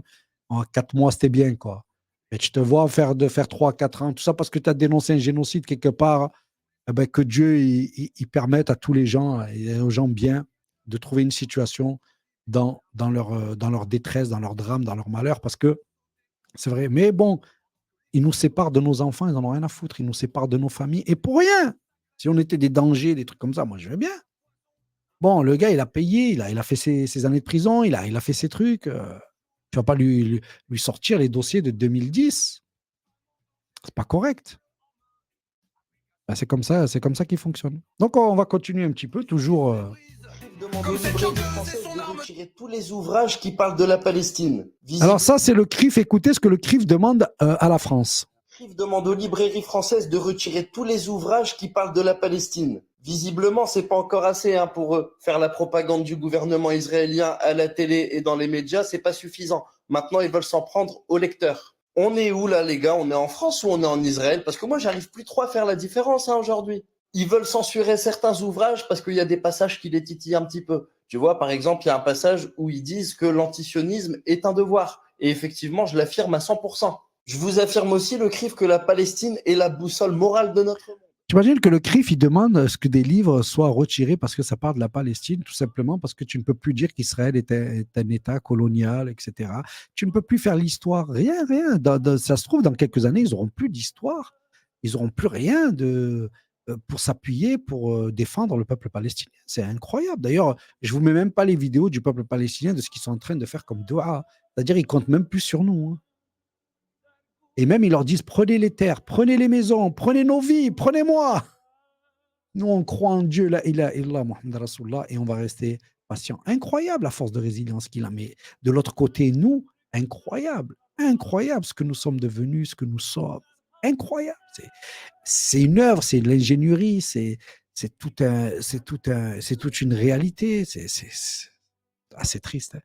D'ailleurs, ça va être de plus en plus dur pour vous, les Français. Le fisc surveille tes réseaux sociaux depuis 2025. Et ce qu'ils peuvent faire est effrayant. Facebook, Instagram, TikTok, LinkedIn, écoute bien, là, ce qu'ils peuvent faire, ça va changer la donne. Avant, ils jetaient un œil discrètement. Et maintenant, ils ont sorti l'artillerie lourde. Et tu vas être choqué de certaines pratiques qui sont maintenant autorisées. Aujourd'hui, le fisc peut utiliser des données qu'il a trouvées sur des réseaux sociaux où tu peux te connecter. Et non plus seulement les sites ouverts comme Le Bon Coin ou autres. Maintenant, ils peuvent être partout. Ils ont le droit de recourir à cette méthode pour regarder l'adéquation de tes revenus, savoir si tu as des... Alors évidemment, le fisc, avant, il essayait et tout, mais ça reste des humains. Mais pourquoi ça a tout changé maintenant?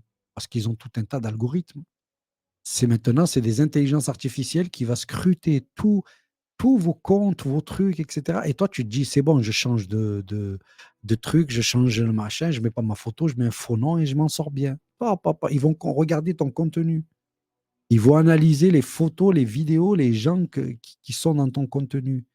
Et si par malheur, ils te repèrent parce que tu fais des lives, etc., et que tu n'es pas en règle totale, tu es morte. En tout cas, c'est ce qu'ils veulent faire. Et au cas où tu ne trouverais pas de satisfaction dans tout ça, t'inquiète pas, ils vont te rajouter le reste. Travailler plus, c'est pas forcément un sacrifice, c'est un progrès. Et à la grille de ce lundi 17 mars, notre ministre des Comptes publics, Amélie de Montchalin, ne voit que le travail pour nous unir. Je vois un sujet qui peut permettre de nous unir face à ce défi de l'endettement. Lequel? C'est le travail. C'est de travailler plus, comme le dit Édouard Philippe. Parce que travailler plus, c'est pas forcément un sacrifice, c'est un progrès. Quand vous êtes un jeune qui cherchait du travail. Travailler plus pour gagner autant. Hein. Pour gagner plus. Fini. Oh. Vous êtes chômeur. Plus personne n'y croit. Vous êtes... L'acharnement islamophobe continue pour la première fois en Ligue 1. Le match Angers-Monaco a été brièvement interrompu pour permettre aux joueurs musulmans de rompre le jeûne samedi soir. Et évidemment, ça scandalise les droitards, notamment ce matin le député européen Les Républicains François-Xavier Bellamy qui défend le projet raciste français. Est-ce que ça vous a choqué le fait qu'on interrompe un match de football pour rompre le ramadan? Mais bien sûr, c'est que c'est un vrai grand moment de rupture avec notre projet français. Le projet de la France, on ne change pas notre manière de vivre à cause des coutumes et des exigences de quelques communautés que ce soit. Le sport, c'est un vecteur éducatif et les islamistes le savent et donc ils rentrent dans le monde du sport, dans les clubs et notamment dans le football pour faire avancer leur... Alors vous avez vu, entre l'autre qui disait le travail, la bêtise autour du travail, en fait, il faut qu'on travaille plus. Donc, notre problème, c'est qu'on ne travaille pas assez ou je ne sais quoi. Et puis, tout le reste derrière, la polémique autour de... Ils ont, les contestations qui arrivent, ils ont simplement arrêté 30 secondes un match, même pas arrêté, ils ont, hop, plus de 30 secondes pour juste boire 2 coups. Ils en ont fait un pataquès alors qu'il n'y a rien qui va en France. Le seul truc qui les obsède, c'est les musulmans. Il ne faut surtout pas que les musulmans puissent vivre leur culte. Sous-entendu aussi les chrétiens, parce que là, on montre beaucoup les musulmans, parce qu'on a la force du nombre, on a la période qui va avec et tout, mais avant, c'était la chrétienté. Mais c'est incroyable. Leur obsession et leur décalage n'en finit pas de nous étonner. Et c'est pas fini en plus. C'est officiel. Désormais, il sera quasi impossible de frauder dans les transports en commun en France. La loi sur la sécurité en transport vient définitivement d'être adoptée. Des caméras équipées d'intelligence artificielle vont être utilisées pour surveiller les fraudeurs. La vidéosurveillance algorithmique, expérimentée pendant les JO, a été prolongée jusqu'en mars 2027 dans les transports. Elle permet de repérer des comportements suspects, des mouvements de foule et les passagers qui n'ont pas de titre de transport. Après avoir obtenu l'aval du Sénat lundi, le texte a été adopté par un dernier vote à l'Assemblée nationale par 303 voix contre 135. Le texte autorise les forces de sécurité dans les transports qui pourront procéder à des palpations sans avoir besoin de l'accord des préfets, intervenir aux abords des gares ou encore saisir des objets considérés comme potentiellement dangereux. Le texte contient aussi la pérennisation du port de caméras piétons par les contrôleurs. Cette expérimentation sera déployée pour les chauffeurs de bus et de cars. Le texte autorise les contrôleurs à mettre des amendes pour les bagages oubliés et la possibilité pour un juge de prononcer une interdiction d'utiliser les réseaux de transport par un individu. C'est officiel. Désormais, il sera quasi impossible. Alors là, c'est carrément la folie, quoi. C'est-à-dire que voilà, ils ont passé le boom. Vous savez que c'était pas de drone, pas de IA, c'était la règle. Hein. Mais ben, cette règle, elle n'existe plus, quoi. Elle n'existe plus. Donc là, on est un peu plus d'un millier là, sur toutes les plateformes. Je salue tout le monde. Merci à vous. Bienvenue, comme d'habitude, l'émission du dimanche tranquille. On fait un petit débrief à la sauce Abdel, évidemment. Et je ne suis pas spécialiste. Spécialiste de rien, d'ailleurs.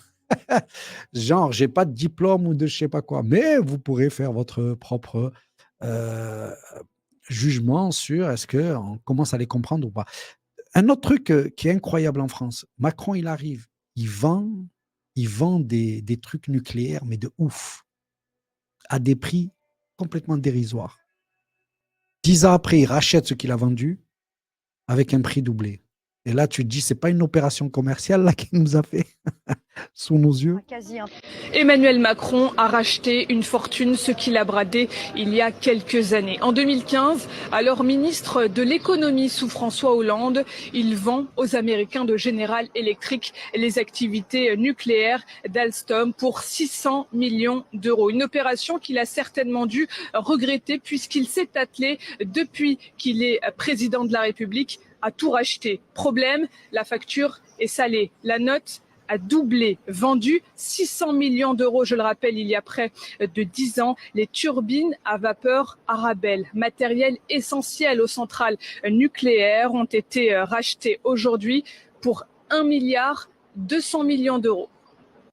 C'est un engagement que j'avais pris à Belfort. EDF reprend dès aujourd'hui les activités nucléaires de General Electric, notamment la fabrication des turbines Arabelle. Un grand pas pour notre souveraineté énergétique. Un grand pas pour notre souveraineté, comme ils se foutent de notre gueule en plus, en direct, normal. Un grand pas pour notre souveraineté, mais c'est toi qui l'avais bradé. C'est toi qui avais décidé tout seul. En plus, 600 millions d'euros. Et les autres, ils ont dû prendre toute la technologie, ils ont dû prendre tout le bordel, ils vont nous réinventer un autre truc avec un brevet différent, mais qui est la même chose. Incroyable, incroyable. Donc, il a racheté 1 milliard, le double. On vous a dit qu'il était nul en finance. Candice Owens, elle l'avait bien montré. Il est nul en finance, il est nul à rien. C'est juste que c'est un fils Rothschild qui se tape son père. Donc, il était obligé de... Il est obligé de faire des conneries, puisque tu es nul en finance. Mais il n'y a pas que lui, hein. Tiens, on va repartir sur les comiques de la politique française. Et la grille de ce jeudi 20 mars, hier j'avais zappé cette folie. Le ministre de l'Intérieur Bruno Retailleau expliquait que l'antisémitisme est résiduel à l'extrême droite, alors que toutes les études prouvent le contraire. Aujourd'hui, l'antisémitisme a muté, il revient en force. Hier, aujourd'hui encore sans doute, il était le fait de l'extrême droite. Aujourd'hui, c'est résiduel. Désormais, il présente un double visage, le visage de l'islamisme politique est le visage aussi d'une extrême gauche très sectaire qui utilise l'antisionisme pour attiser la haine raciste, la haine antisémite. Plutôt que de s'attaquer aux vrais responsables, il préfère taper encore et toujours sur la gauche et les musulmans pour délégitimer toute opposition au projet raciste qu'il défend et isoler ceux qui luttent contre les discriminations. Le polémiste d'extrême droite Michel Onfray révélé en direct ce matin que c'est directement l'actionnaire majoritaire du groupe Vincent Bolloré qui lui a demandé de faire l'émission Face à Onfray alors que Bolloré a juré sous serment à la commission d'enquête parlementaire il y a un an qu'il n'était en aucun cas impliqué dans les choix éditoriaux. Quand Vincent Bolloré me demande de faire cette émission, je me dis mais il y a la possibilité de parler à plein de gens, ça donne non pas des droits mais des devoirs. Alors après vous avez des gens qui ont intérêt à inventer des choses sur vous, mais moi j'ai pas de casserole. Le Parti socialiste version Macron continue son naufrage. Karim Bouamran rame avec son équipe de bras cassés pour redonner de l'espoir pour les présidentielles à un PS déjà enterré. Moi, j'ai rassemblé, en toute humilité, toutes celles et ceux qui ont comme point commun la gagne. La gagne pour le parti. Alors, il y a Carole qui Delga, il y a Hélène Geoffroy, il y a Nicolas Meyer-Rossignol, il y a Valérie Rabault, Jérôme Gage, Philippe Brun, et surtout un parti qui redonne de l'espoir, un parti qui redonne du plaisir, de la joie. Médecins du Monde a publié hier une tribune dénonçant une grave atteinte à notre modèle social après le vote du Sénat mardi soir sur une loi qui restreint l'accès aux prestations sociales pour les étrangers. Derrière cette préférence nationale déguisée, une seule logique, précariser encore plus les plus vulnérables en coupant l'accès aux aides au logement, aux prestations familiales et même à l'allocation personnalisée. Ah, c'est la France, ils vous l'ont dit, hein, là, pendant les 5-6 ans, ils vont faire le ménage. Mais pour ceux, en tout cas, qui vont quitter cette France, parce qu'il y en a plein qui vont... Il y en a des centaines qui se font virer déjà tous les jours. Il y en a presque une centaine, en tout cas, puisqu'il y a des dizaines d'Algériens, des dizaines de Marocains, des dizaines de Tunisiens, des dizaines aussi de Sénégalais, de tout ce que tu veux. Pour tous ces gens-là, prenez votre mal en patience, mais vous verrez qu'avec le temps, vous verrez que vous allez échapper à de belles choses.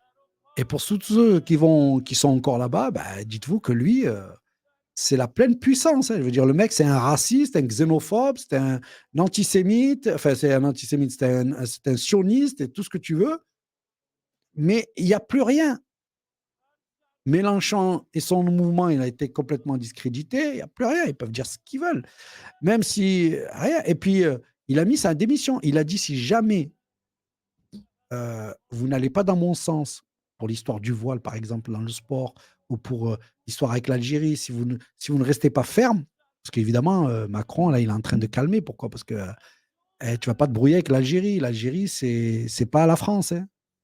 L'Algérie, en termes de revenus, en termes d'économie et même en termes de potentiel, c'est pas la France. Hein. C'est les Français qui vont se battre pour aller en Algérie dans quelques années. Donc déjà, les 118 millions ou les 120 millions là, ou 130 millions là, que donnaient à l'aide, mais en fait, l'aide, c'était quoi? C'est dans des écoles privées, tout un tas de choses. Déjà, l'Algérie, elle a dit, reprenez vos sous, on veut plus d'argent de vous. Et qu'est-ce qu'ils ont fait les Anglais directs? Ils sont allés signer un partenariat pour remettre l'anglais en Algérie. Donc, ils ont rendu 130 millions à la France et tu as l'Angleterre qui arrive et qui met 150 millions pour remettre l'anglais là-bas. Incroyable, non? Incroyable. C'est ce qui se passe là-bas. Alors, l'autre bouffon. La grille de ce mardi 18 mars, l'islamophobie d'État continue. Après Retailleau sur l'Algérie, on apprend dans Le Parisien que c'est le ministre de la Justice Gérald Darmanin qui menace lui aussi de démissionner si le gouvernement ne durcit pas sa ligne pour interdire le voile dans les enceintes sportives. Et ce petit FDP était fier ce matin d'annoncer créer les prisons les plus inhumaines d'Europe. Bon, le texte n'est pas attendri, c'est le régime carcéral le plus dur de l'Union européenne qui sera mis en place. C'est un régime carcéral, la prison, en total isolement pour les narcotrafiquants, avec des prisons de haute sécurité qui n'ont jamais... Vous entendez les narcotrafiquants, enfin ils commencent à sortir des mots, mais des mots, ils font flipper. Encore une fois, je vous invite tous à aller regarder ce documentaire exceptionnel, mais vraiment exceptionnel, dont je vais vous en mettre un petit peu la teneur, vous allez voir, incroyable, des juges, des magistrats, des gens dans des loges maçonniques qui organisent déjà de la pédo, qui organisent des choses dégueulasses, et surtout, vous voyez... je vous fais écouter un peu. Par la répression. La préfecture leur propose des places hors de Paris, mais beaucoup refusent. Alors, je vous enlève le son ici. Avait déclaré dans le journal Le Monde le 18 novembre 2022 que l'infiltration de nos sociétés par les réseaux criminels dépasse toutes les fictions.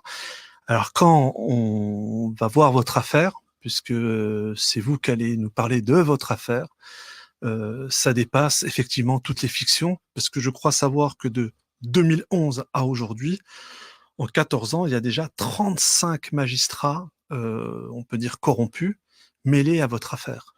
Oui, c'est ça, 35 magistrats. Ça a commencé par un couple de magistrats de Béziers, le couple de ville, qui intervient dans une affaire où je poursuis quelqu'un pour contrefaçon en 2006. Et elle intervient en 2007 pour le protéger parce qu'elle est membre de la franc-maçonnerie, comme ce monsieur Thierry Foulon, qui fait de la contrefaçon. Et donc, on fait une saisie contrefaçon avec huissier et gendarme chez lui pour le matériel que j'ai inventé, dont que j'ai breveté. Et elle intervient pour le protéger. Elle fera, Brigitte Deville, qui est vice-présidente du TGI de Béziers à ce moment-là, fera pression sur l'huissier, maître Dalmier. Donc des juges qui font pression au début pour défendre un collègue, ok. Dans les délits, qui commettaient des délits assez graves, et en échange, recevaient des enfants, dont un va se suicider après avoir été victime de viols répétés d'un de ses magistrats. Il se pend à Béziers suite à un viol par un de ces deux magistrats. Mais on va garder ça. Oui, oui. Ah, je vais avancer encore un peu, je vais me faire bannir. Organisés et commandités par Christian Fabien Porte sont le 29 et 30 avril 2014. C'est ça. En 2015, donc je passe beaucoup dans les journaux locaux, je crée même un journal local. Donc ce mec-là, il va mettre en lumière tout un tas de juges, de procureurs, d'avocats faisant partie d'une loge, d'une fraternité maçonnique, et il va démontrer comment ils vont faire du sale jusqu'à de la pédo et plus que ça. Et il est incroyable ce reportage, vous pouvez le retrouver sur Nexus. C'était il y a 4-5 jours, mais il est vraiment incroyable. Qui ont été commis et commandités par son père à la demande du couple de ville. Ils ont essayé de le flinguer, ils ont détruit sa maison, ils ont mis le feu. Tu voudrais pour t'indemniser des incendies que tu parles plus de lui.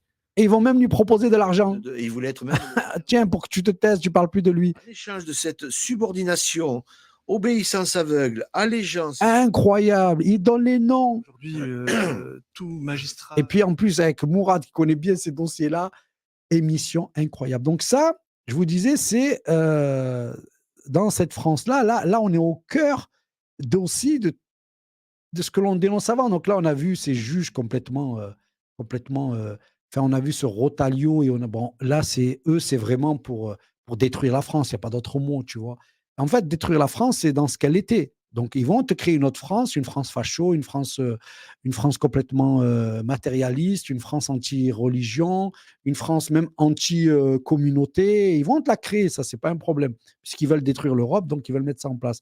Mais quand même, c'est impressionnant de voir que dans la fraternité franc-maçon, tout ce qui se dit dedans est incroyable. Donc, évidemment, quand tu entends Darmanin et puis Rotalio, du coup, tu rigoles. Les dingueries de ce mercredi 19 mars, comme tous les jours, notre ministre de l'Intérieur instrumentalise le corps des femmes musulmanes pour légitimer son racisme, fait un amalgame entre islamisme et femmes voilées et tape sur la France insoumise. S'il y a bien un parti aujourd'hui qui est en dehors du champ de l'arc républicain, comme l'on dit, c'est bien les Insoumis. Les Insoumis jouent dangereusement avec l'antisémitisme, puisque sous prétexte d'antisionisme, ils draguent le vote musulman. Le voile, c'est un étendard. Le voile, c'est la soumission de la femme par rapport aux hommes. Tous les islamistes, tous, sans exception, veulent voiler les femmes. Ils rompt aussi avec une tradition pourtant républicaine de dialogue avec les musulmans, en refusant d'assister à l'iftar de la Grande Mosquée de Paris.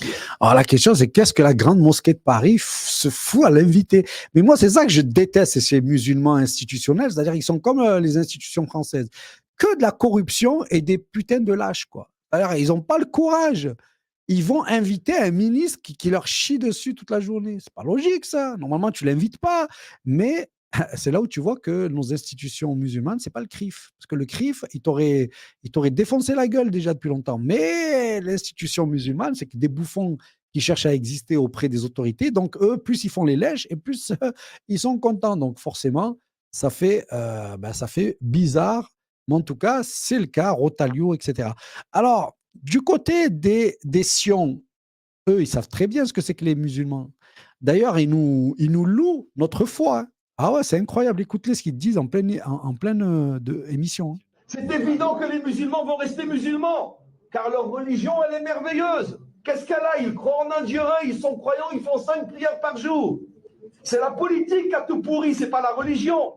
Et on s'apercevra à ce moment-là que dans l'islam, par exemple, il y a un fond qui est fabuleux, que même nous les juifs, on a beaucoup à apprendre d'un vrai musulman, sa foi, son attachement à Dieu, sa capacité en pleine rue de s'asseoir et de prier, pas faire attention aussi à quelqu'un qui regarde ou pas. Alors, que nous les juifs, on est cette azout aussi. La religion islamique en elle-même correspond à 100% au judaïsme comme religion parfaite pour les non-juifs.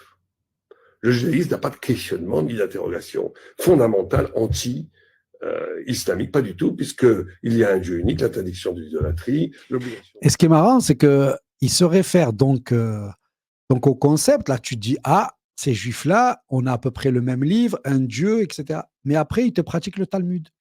C'est-à-dire la création de l'État d'Israël, c'est le Talmud, puisque tu n'as pas le droit, dans le Talmud, c'est écrit, dans la Torah, tu n'as pas le droit d'avoir un État en un mur, une terre en un mur, c'est-à-dire organisé, structuré, un État, une police, tu n'as pas le droit. Donc, ils prennent que ce qui les arrange, tu vois. Mais d'un point de vue des musulmans, ils sont pleins d'éloges parce qu'ils voient que la religion musulmane, tu peux reprocher plein de choses à ses institutions, à ses dirigeants et tout ce que tu veux, mais la foi en elle-même, et en tout cas les musulmans qui la pratiquent, ils ont démontré une force de ouf. C'est pour ça d'ailleurs qu'on les attaque partout. Eh ben, eux, ils pratiquent encore, ils font encore le ramadan, ils font encore le truc, ils font le machin. Et d'ailleurs, c'est pour ça qu'on essaie de corrompre toute sa jeunesse. Pourquoi on fait rentrer de la drogue? Pourquoi est-ce qu'on les rend des animaux? Pourquoi est-ce qu'on les éloigne de la religion? C'est parce qu'ils savent très bien que nous, ça ne peut pas marcher. Donc, on va le faire à leurs enfants. Comme ils sont petits, on les a à l'école, et comme dans le quartier, on va créer les conditions pour que ce soit la merde, eh ben, on fera rentrer de la drogue, de la prostitution et tout ce que tu veux, comme ça, allez hop, on les éloigne de Dieu, puisqu'ils auront l'amour de l'argent et l'amour de ce bas monde. Et vous verrez que ça marche et que ça va marcher encore plus. C'est pour ça qu'ils me font rire, ces Rotalio et tout. Pourquoi? Parce que tout ce trafic de drogue est organisé, orchestré, vous verrez, selon beaucoup de journalistes d'investigation et beaucoup de reportages qui sont sourcés, c'est organisé au plus haut niveau. Parce que tu ne peux pas, toi, tu ne peux pas faire entrer des tonnes. Personne ne peut faire entrer des tonnes. Si ce n'est évidemment ceux qui sont en charge. Notamment, on utilise l'armée française pour faire entrer des tonnes de coques de cannabis. Eh oui, et ça a été dévoilé par des journalistes, dévoilé par des gens de l'armée. Donc, si vous voulez, un jour, on fera un truc là-dessus, mais les gens, il faut qu'ils comprennent que la drogue, les armes, etc., tout ça, c'est bien connu. D'ailleurs, je vous avais parlé de Claude Herman. Claude Herman, celui qui a fourni les armes à Koulibaly, dans les années 80, il allait dans les quartiers et il organisait la destruction, enfin la déstabilisation des quartiers. Il fournissait des armes, de la drogue et il déstabilisait les quartiers entre eux. Claude Herman, il a été filmé, d'ailleurs c'est lui qui est dans le documentaire, et il explique comment il a une logistique nationale avec des papiers de préfecture, avec des armes qu'on peut lui envoyer. Donc évidemment que les musulmans posent un problème, comme les chrétiens posent un problème, et donc on va s'attaquer aux autres générations. Et le pire, c'est quand tu vois les autres bouffons qui essayent de te faire croire qu'eux sont une résistance. Dinguerie de ce vendredi 21 mars, Jordan Bardella a perdu son procès en diffamation contre Libération, qu'il avait qualifié d'assistant parlementaire fantôme. On rappelle que l'enquête révèle notamment que Jordan Bardella a participé à la fabrication de fausses preuves pour masquer son emploi fictif d'assistant parlementaire au Parlement européen en 2015. Près de 1500 pages de documents ont été antidatés et falsifiés, incluant une revue de presse et un agenda acheté 3 ans après les faits. L'animateur de CNews Jean-Marc Morandini a été reconnu coupable en appel de corruption de mineurs. La peine s'alourdit à 2 ans de prison avec sursis, 20 000 € d'amende, interdiction de côtoyer des mineurs dans le cadre professionnel et inscription au fichier judiciaire des auteurs d'infractions sexuelles et violentes. On verra si CNews, qui déteste tellement les délinquants, le laisse à l'antenne lundi, mais il y a fort à parier que oui, puisque Morandini se pourvoit en cassation. Le gouvernement poursuit sa guerre contre les plus pauvres et veut suspendre le RSA de 30 à 100% en cas de manquement aux obligations imposées. Une logique punitive qui enfonce les plus précaires dans la misère, forçant une main-d'œuvre gratuite sous prétexte de... Donc évidemment, on continue à foutre le bordel en France, à atténuer la misère. Bon, ça, c'est bien fait. Hein, on appauvrira les plus faibles et que les plus faibles, pour trouver de l'argent, vont aller vers l'économie parallèle. Et puis on reprochera aux émigrés dont on a appauvri d'aller vers l'économie parallèle. On crée un cercle vicieux, comme ça, tu es coincé. Ils veulent que tu creves la dalle, mais que tu ne dises rien. Et quand tu vas vouloir, pour ne pas crever la dalle, puisque tu vas passer à des moyens, puisque tu n'as pas de papier ou pour autre chose, tu vas commencer à trafiquer de la drogue, etc. Ils diront, vous avez vu, ce sont les immigrés qui foutent le bordel. Vous avez vu, ils sont toujours gagnants dans la réplique. Leur système est fantastique, j'allais dire, d'un point de vue du mal. C'est des génies du mal. tout est bien. Mais revenons à revenons à ce bouffon-là. Il avait dit, lui, toute personne condamnée ne pourra plus se présenter, ne pourra plus rien faire. Je vous épargne la vidéo. Je vous épargne la vidéo dans laquelle on voit comment ce mec-là, il va dire ça. Je vous épargne ça. Mais il est parti dire sur les plateaux, toute personne condamnée au Front National ne pourra pas se présenter. Eh ben, il a été condamné, lui, Marine Le Pen, et tous, ils ont été condamnés. Et alors, qu'est-ce qu'ils vont faire? À votre avis, qu'est-ce qu'ils vont faire? Eh ben, il va s'asseoir sur ce qu'il est parti dire. Et ils diront, ben, comme c'est une attaque politique par attaque politicienne, eh ben, on va se présenter aussi. Donc, tout ce qu'il a dit, ça ne servait à rien. Mais il y a 2 ans, quand il disait ça, il y a 1 an, ben, ça faisait beau. Le mec, tiens, il est là, ils veulent de l'intégrité. Ils veulent rien du tout. Voilà, ils sont tous condamnés, ils vont tous se représenter, et personne n'a démissionné, ils vont continuer à aller sur tous les plateaux de télé. Vraiment, c'est du bouffonnage. Ministre de l'Intérieur, vous qui vous êtes visiblement trompé de ministère, puisque vous ne parlez que de l'extérieur et surtout de l'Algérie, dont pourtant le taux d'exécution des OQTF est le même que le Maroc, la Tunisie ou le Mali, témoignant que vous ne vous agitez pas pour les Français, mais pour vos propres intérêts. Avec vos ripostes graduées, vos menaces de démission, vous nous jouez tous les jours une nouvelle partition qui ne vous mène qu'à des défaites. Car pour exister, vous copiez les méthodes des fascistes outre-Atlantique, mais vous n'êtes pas Trump, monsieur, juste un joueur de trompette. Oui, il faut parler de sang sale. Nous avons tous appelé à sa libération, mais l'escalade des tensions lui nuit gravement et la vérité, c'est que Retailleau est en train de le sacrifier pour gagner son congrès. Vous dites agir pour la France, mais comment peut-on prétendre défendre la France en piétinant ses lois, en piétinant des droits, en piétinant la foi de millions de Français musulmans? Pourquoi M. Retailleau et son gouvernement s'acharnent-ils à vouloir couper le fil de cette histoire délicate tissée entre nos 2 peuples qui ont tant d'enfants en partage? Ces mêmes enfants qui n'ont pas à tourner la page de la colonisation, mais qui ont un besoin de vérité, car les crises s'enchaînent à cause de ces non-dits et de toute cette histoire qu'on a voulu laisser enfouie. D'ailleurs, vous qui dénoncez la cancel culture, alors pourquoi ne pas vous insurger quand un documentaire sur l'usage des armes chimiques en Algérie est déprogrammé de la télé? Monsieur le Premier ministre, votre gouvernement n'est pas à la hauteur de notre histoire commune, pas à la hauteur de ces Algériens qui ont fait couler leur sang à Monte Cassino ou dans le débarquement de Provence, pas à la hauteur de nos anciens qui ont mêlé leur sueur dans les mines et les usines de toute la France. Il n'est nullement question ici de repentance, mais juste d'apporter un peu de respect et de reconnaissance. Et ce n'est pas l'Algérie qui nous agresse, monsieur le Premier ministre, c'est vous qui agressez la France lorsque les vôtres osent parler des belles heures de la colonisation. Car en disant cela, vous insultez Gisèle Halimi, Simone de Beauvoir, Jacques Vergès ou Fernand Yveton et tous ces Français qui ont su, contrairement à vous, s'opposer à l'inhumanité, qui ont milité dans le... C'est vrai que c'est beau, il faut dire la vérité. Et moi, il y a plein de choses que je leur reconnais dans leur opposition, et heureusement. Mais c'est vrai, la France insoumise, si elle n'était pas wokiste, si elle n'était pas anti-Dieu, en tout cas, si elle n'avait plus cette dimension de Dieu, parce qu'elle n'a plus ni Dieu ni maître, si elle n'était pas comme ça, mais il y aurait plein de choses qui seraient bien. Mais le problème, c'est que tu peux pas... Donc oui, sur la Palestine et sur ça, ben, bravo encore une fois, bravo. Mais il y a tellement d'enjeux derrière aussi, tu vois. Donc Retailleau, ben, il s'est fait mettre à sa place, mais qu'est-ce qu'il en a rien à foutre? Le lendemain, il est parti faire la victime. Monsieur Tebboune aujourd'hui a une seule chose en tête, ça ne nous a pas échappé. Laquelle? Ma démission. Chaque jour, je fais la une de la presse algérienne, avec évidemment des articles très agressifs. Et ceux qui souhaitent le plus ma démission aujourd'hui, c'est le régime algérien. C'est M. Tebboune. Alors, vous pensez bien que au stade actuel, je ne veux pas leur faire ce cadeau, tant que, évidemment, je sais que le gouvernement est sur la ligne que je préconise. Est-ce que Emmanuel Macron est sur la même ligne que vous? Vous en avez parlé, vous avez dîné avec lui? Non, pas dîné, non. Vous l'avez rencontré. On l'a en tête à tête. En tête à tête, mais bien sûr. Bien sûr. Il est exactement sur la même ligne que vous? Il est sur cette ligne de protéger les Français, bien sûr. On a parlé ensemble de cette réponse graduée et il y a consenti parfaitement. Bon. Non, mais c'est la question des accords de 68. Oui. D'ailleurs, aujourd'hui, la plupart des forces politiques au centre et à droite les remettent en question. Si demain, d'ailleurs, ce que j'espère, la droite revient au pouvoir, sans doute faudra-t-il les remettre en question, parce que ces accords accordent précisément des avantages exorbitants. Il me fait rire quand j'ai dit avantages exorbitants, parce que en Algérie, l'ambassadeur de France là-bas, ils leur ont cédé des hectares de terrain, ils leur ont cédé des monuments incroyables pour que dalle. C'est-à-dire qu'ils payent un loyer de que dalle et en fait, ils leur laissent des 14 hectares. Pour ça, il me fait rire quand il dit avantage extraordinaire et tout. C'est que des bouffons. Je réponds juste à un petit commentaire d'un nom que je ne connais pas. Abdel, réveille-toi, la gauche. Écoute, déjà, je connais très bien la gauche. Je l'ai côtoyé, je pense, plus que toi, puisque moi, j'ai été dans les luttes où ils étaient tout le temps. Et moi, j'étais un homme de gauche avant qu'ils mettent le mariage pour tous et que je me barre. Mais souvent, on tape sur la gauche, mais la droite, c'est pas mieux. Là, si on tape sur la gauche, c'est parce qu'elle était là pour soi-disant équilibrer tout un tas de dilemmes, mais la droite, c'est pas mieux. Parce que des fois, j'entends le discours de taper sur la gauche, sous-entendant que la droite, il n'y a rien dans la droite qui est bien. Il n'y a rien.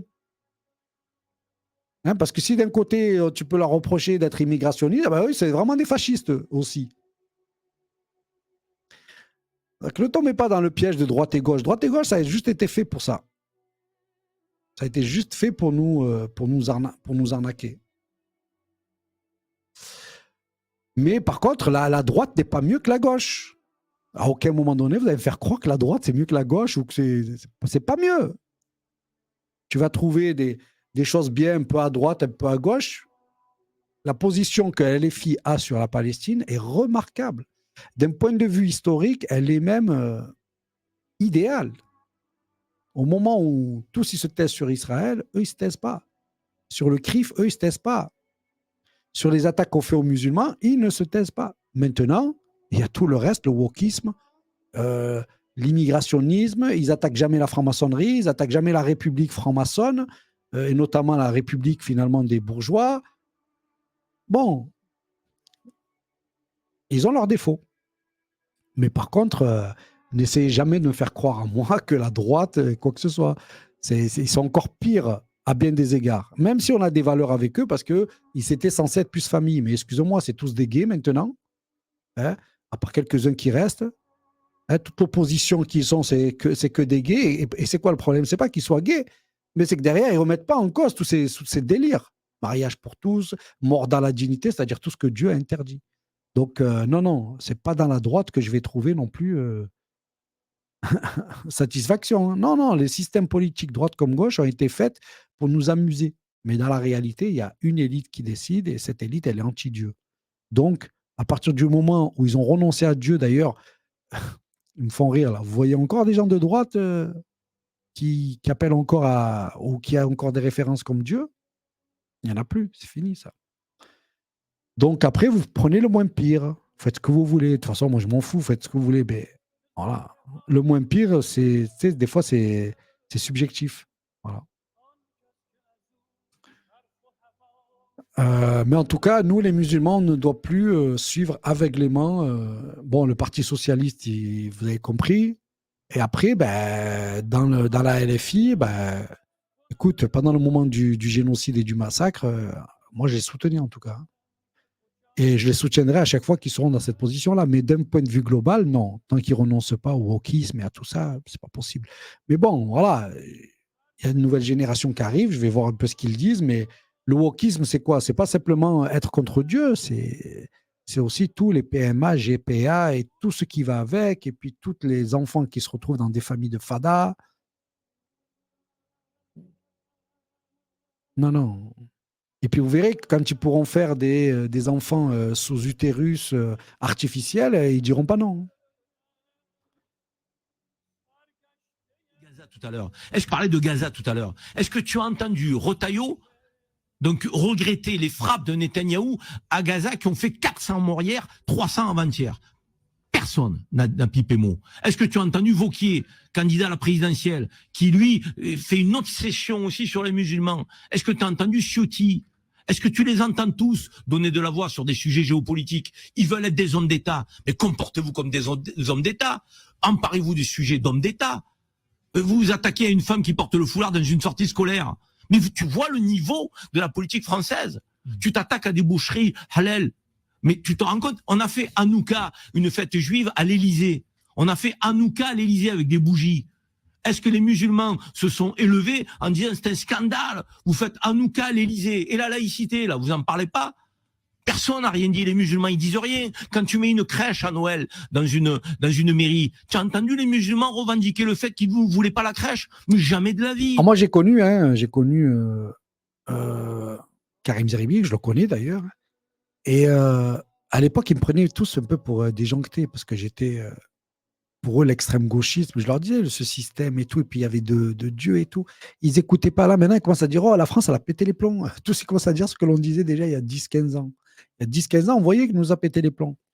Et ce qui est dommage, c'est qu'ils ont validé quand même tous ces systèmes, tu vois. Chez Hanouna, chez Intel, chez CNews.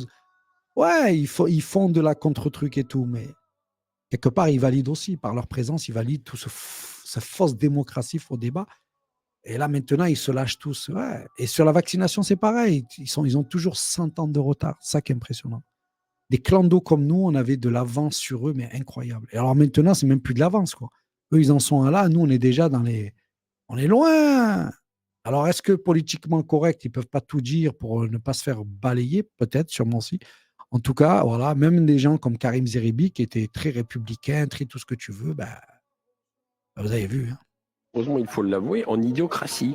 Nous sommes de plus en plus en idiocratie. Quand on voit le niveau de nos politiciens, quand on voit le niveau de nos dirigeants et le niveau des médias propagandistes aussi, mais c'est affligeant. Je n'ai aucune confiance aujourd'hui dans les dirigeants de la France, de l'Angleterre, de l'Allemagne, etc., etc. Je n'ai aucune confiance parce que ces gens sont des irresponsables. On est dirigé de plus en plus, malheureusement, il faut l'avouer, en idiocratie. Nous sommes de plus en plus en idiocratie. Quand on voit le niveau Claude de nos Janvier, quand on voit le niveau... Claude Janvier, pour ceux qui ne connaissent pas, il est sur cette chaîne, d'ailleurs, TVADP. Vous pouvez regarder dans l'historique. Il anime toutes les semaines, il anime une émission. Il est super cultivé, il fait des livres, notamment le dernier, Pour qui dirige la France. Ça aussi, là, c'est exceptionnel. Il montre un peu ces liens-là. Bon, à recommander et à voir absolument pour ceux qui ne connaissent pas notre ami Claude. Alors là, on arrive bientôt à la fin, encore 5 minutes, et j'ai encore au moins 2 heures d'émission. Je savais que j'allais être trop bavard, c'était trop tentant. Je vais vous montrer quand même, à propos de Attali, pour ceux qui se diraient, mais on va vers où? Il est évident que ça se terminera un jour par un gouvernement mondial équilibré, démocratique, qui mettra en place des règles, qui dominera le système financier, ne sera pas dominé par lui. Tout ça aura lieu. Les plus jeunes dans cette salle le verront, comme il y a une monnaie européenne, il y aura une monnaie mondiale, il y aura un revenu minimal mondial, tout ça existera. À mon sens, l'humanité va se diviser en 3 catégories. Les nomades de luxe, qui disposeront de tous les outils de la liberté, y compris de la liberté génétique, de devenir un autre. Ceux-là, ils vont être peut-être 100 à 150 millions, ils auront tous les moyens du mouvement absolu, déraciné, libre, mais la liberté, le déracinement sera un luxe et non pas une souffrance. À l'autre bout, il y aura 5 à 6 milliards de nomades de misère qui seront obligés de bouger de la campagne à la ville, d'une ville à l'autre, simplement pour trouver à manger. Et au milieu, il y aura une catégorie centrale, une sorte de classe moyenne, qui vivra dans l'espérance illusoire de rejoindre les nomades de luxe et dans la terreur réelle de basculer dans l'infranomadisme. Et qui les regardera les uns à la télé, dans les journaux qui leur montrent la vie des nomades de luxe. C'est déjà le cas. Pour ça, vous avez tout un tas d'influenceurs et tout un tas de gens là qui aimeraient bien être comme les influenceurs ou comme c'est-à-dire gagner de l'argent et pour pouvoir faire ce que je veux, aller à Dubaï, des trucs comme ça et tout. Mais quand les choses vont se préciser, il ne faut pas croire un instant que des influenceurs ou les gens d'en bas, ils auront leur mot à dire sur quoi que ce soit. Ils n'ont rien du tout à dire. C'est que pour l'instant, il faut faire croquer le morceau pour que les gens ils ne fassent pas une révolution et le temps qu'on mette en place tous les outils et surtout le temps qu'on mette en place les stérilisations et la possibilité de pouvoir éliminer une partie des gens. Parce que, oui, n'oublions toujours pas que les gens vaccinés ont un numéro MAC et qu'on est capable de communiquer avec leur corps, etc. Ça veut dire qu'on a créé les conditions pour pouvoir éliminer tout un tas de gens à la demande quand on veut. Et d'ailleurs, il y a beaucoup, pour ceux qui se renseignent, de cancers fulgurants et toute autre chose qui sont faites aussi des armes. Et du coup, maintenant, quand toi, tu es là et qu'il t'arrive des malheurs, tu ne sais même pas si c'est provoqué par eux, parce qu'ils sont capables de provoquer des tremblements de terre, ils sont capables de te faire entendre des voix, ils sont capables de beaucoup de choses, ou tu ne sais même pas si c'est la nature.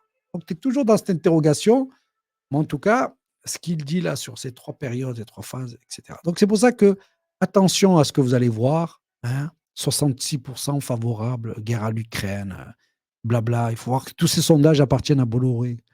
Donc franchement, qu'est-ce que ça leur fout de changer les chiffres? C'est facile pour eux, ça. Vous vous souvenez, d'ailleurs, ils nous ont fait la même... Il y a aussi un élément de contexte parce que les œufs, on les utilise encore plus en période de fête. Tout à fait. Et là, typiquement, en ce moment, on est en période de Ramadan. Et alors ça... Même la pénurie des œufs, et ça, j'ai voulu finir avec ça pour vous montrer à quel point on a besoin de décryptage, parce que beaucoup de gens, ils croient que les œufs, c'est à cause des musulmans, comme l'huile quand Leclerc avait parlé. Alors qu'en vérité, ça n'a rien à voir avec nous. Ça n'a rien à voir avec nous. Mais ça a à voir avec quelque chose de plus profond. Mais du coup, il y en a qui en ont fait des blagues. Donc ça, c'est un repas de musulmans. En fait, il n'y a que des œufs. Mais ils en ont fait des blagues partout. Alors là, c'est le film Narcos. Donc, il deal des œufs. Tu as eu des petites choses comme ça.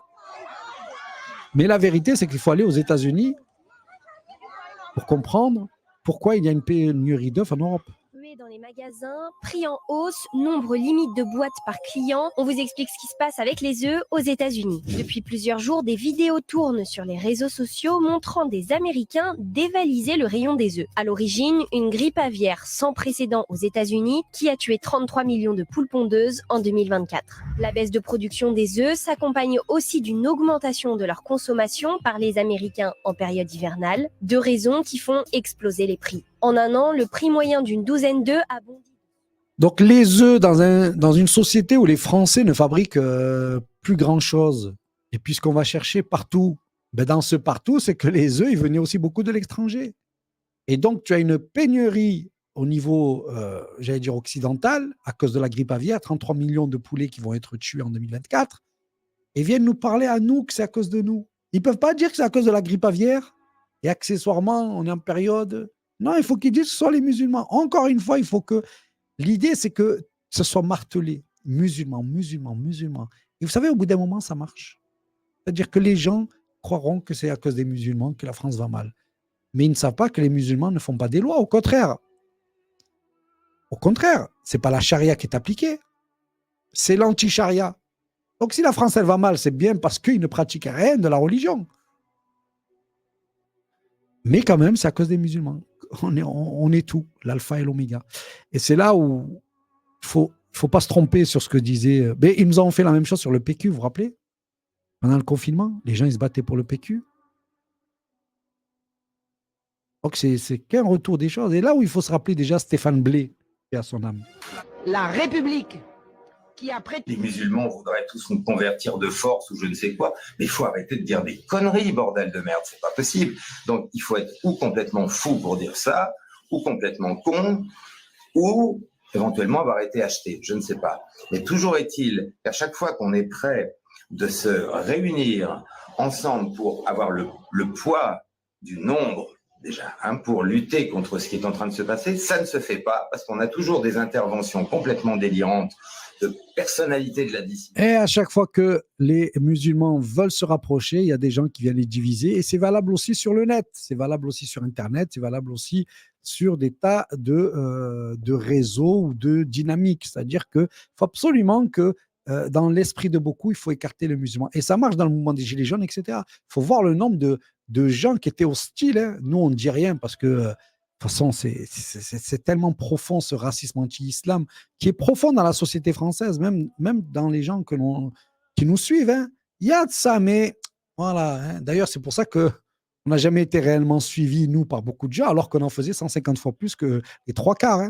Hein. Olive et toute cette clique-là, je veux dire, ils n'arrivaient même pas à la cheville des mouvements qu'on a menés. Hein, que ce soit les mouvements anti-vax, eux, ils n'étaient même pas dans le mouvement anti-vax. Ils n'étaient même pas contre la vaccination parce que je lui ai posé la question. Il m'a dit « Oh, nous, complotistes, pas trop. » Et pourtant, eux, ils étaient 100 fois plus suivis. Ils avaient des 300 000, 400 000 personnes qui les suivaient. Là, nous, on en avait 4 000. C'est comme ça parce que c'est Olive. Voilà, c'est pas Abdel. Il aurait été suivi par personne. Donc, il y a un vrai racisme structurel en France qui existe et il y a même un vrai racisme du fond. Mais ils l'ont aussi donné aux émigrés, aux Français de confession, etc. C'est-à-dire qu'au fond, on fait qu'on va détester tout le monde. Et des fois, même entre eux. C'est-à-dire que tu vas avoir même les Marocains, les Algériens, les Français d'ici, les Français de là. Je veux dire, c'est un bordel sans nom. C'est pour ça qu'on est dans une telle décision. Et on va finir avec justement le projet derrière tout ça, évidemment, le projet franc-maçon. Enfin, c'est la Révolution française a échoué parce qu'on ne peut pas faire une révolution uniquement dans la matière, il faut la faire dans les esprits. Or, on a fait la révolution essentiellement politique, mais pas la révolution morale et spirituelle. Et donc, on a laissé le moral et spirituel à l'Église catholique. Donc, il faut remplacer ça. Et d'ailleurs, l'échec de 48, où l'Église catholique, les prêtres sont venus bénir les arbres de la liberté des révolutionnaires, c'est la preuve qu'on ne pourra jamais construire un pays de liberté avec la religion catholique. Mais comme on ne peut pas non plus acclimater le protestantisme en France, comme on l'a fait dans d'autres démocraties, il faut inventer une religion républicaine. Cette religion républicaine, qui doit accompagner la révolution matérielle, mais qui est la révolution spirituelle, c'est la laïcité. Et c'est pour ça d'ailleurs qu'on a pu parler au début du XXe siècle de foi laïque, de religion laïque, et que la laïcité voulait être la création d'un esprit public, d'une morale laïque, et donc l'adhésion à un certain nombre de valeurs. Et donc je dis bien, ça n'est pas la foi religieuse, d'ailleurs, il faut bien le préciser, mais c'est un type de foi, et finalement la laïcité serait plus forte. Il le dit lui-même. Il le dit lui-même, les amis, en direct, il faut créer une religion laïque. On y est, religion matérielle, religion dématérialisée, religion de fou, l'homo deus, l'homme augmenté, le contrôle du génome et tout ce qui va avec. Nouvel ordre mondial, pour ceux qui ne savent pas. Le monde sans Dieu, en référence à l'ancien monde, qui était le monde de la révélation. On reparlera de tout ça, évidemment, dimanche prochain. Merci à tous et à toutes de votre présence. Rendez-vous dimanche prochain. Merci Eric, merci toute l'équipe qui est derrière. À très bientôt. Salam alaikum.